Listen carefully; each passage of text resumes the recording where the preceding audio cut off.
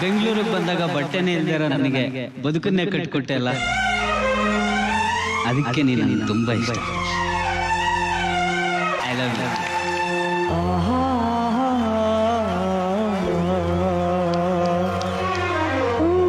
ಜೀವನದಲ್ಲಿ ಗುರಿ ಮುಂದೆ ಇರಬೇಕು, ಗುರು ಹಿಂದೆ ಇರಬೇಕು ಅಂತಾರಲ್ಲ. ನನ್ನ ಮೊದಲನೇ ಗುರು ನನ್ನ ತಾಯಿ, ಎರಡನೇ ಗುರು ನೀನೆ.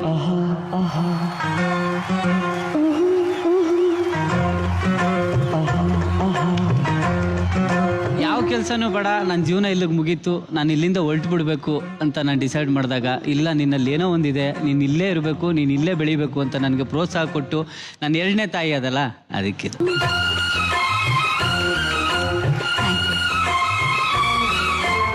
ನಾನು ಇಷ್ಟು ದಿನ ನೋಡಿದ ಪ್ರಪಂಚ ಅಂದರೆ ನಾನು ನೋಡಿದ್ದೆಲ್ಲನೂ ಒಂದೊಂದು ಪ್ರಪಂಚ.